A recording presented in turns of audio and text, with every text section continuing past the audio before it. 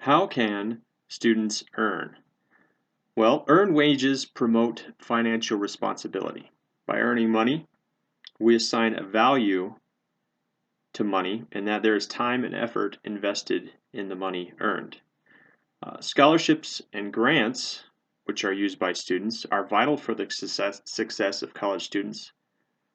And there's value imparted to them in the fact that there's time and effort involved, but they are usually rewarded and they're not necessarily earned in the sense that there's an exchange of goods or services for the amount of time and effort you put into something. It's also important to remember that student loans, both government and private subsidized loans, are not a form of earnings at all because these have to be repaid at a later date using wages earned. There are many ways to earn money while in school. Basically, your traditional ways, which is through part-time work, through full-time work, and also through self-employment, which can be part-time or full-time. It depends on how much effort and time you actually put into it. For most traditional students and even non-traditional and full-time students, part-time employment provides the flexibility required to be a successful student. Part-time employment leaves more time for scheduled classes, as well as time for research and studying and any other things that may occur during a semester or a school year.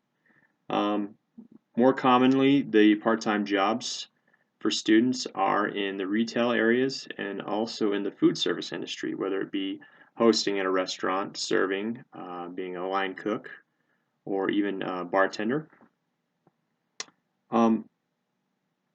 Often, students will also be involved in work-study programs at colleges or universities, and this may involve tuition reimbursement, whether it's through the school where they may work at help desks or through departmental jobs, but it may be through other ways where the student is actually reimbursed. But keep in mind that tuition reimbursement to a student is just as good as cash. Also, students may take on full-time work.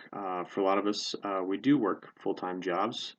Um, I wouldn't say that a whole lot of traditional right out of high school students work full-time jobs because a full-time job requires a 40-hour work week in most cases. Usually it's about 40 to 45 hours, and that takes up about 40 to 50% of your waking hours in a week.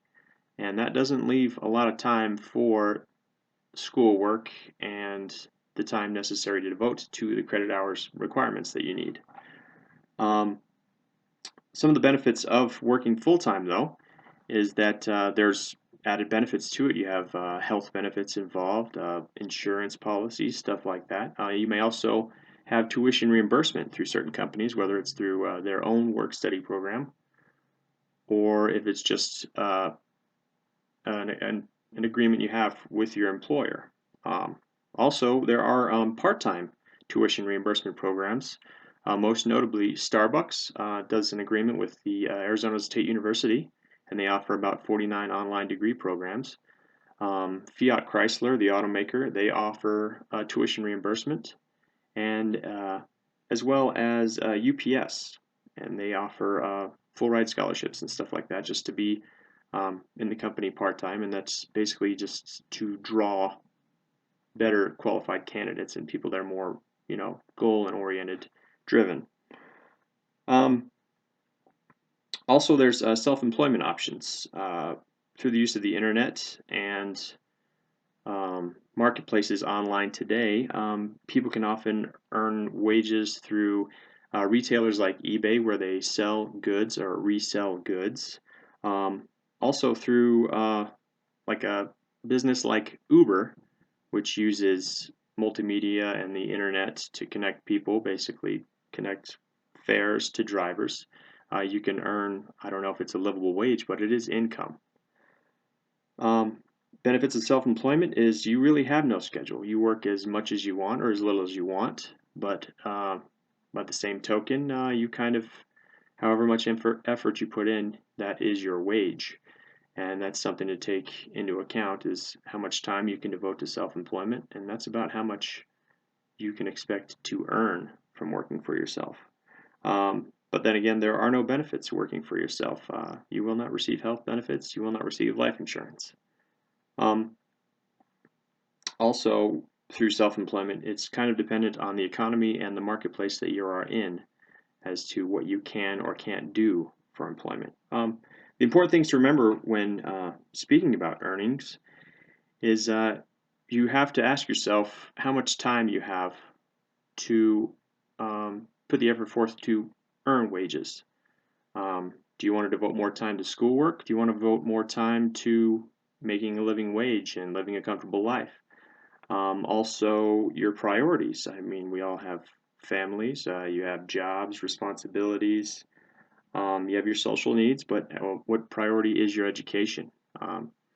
In the sense that how long have you, how long is your timeline? How far out are you as to getting your education? Because you can, nowadays, you can push your education out 8 years just to get a degree, or you can try to do it as fast as possible, but that's how you prioritize it and how much time you put forth and how much effort you put into it.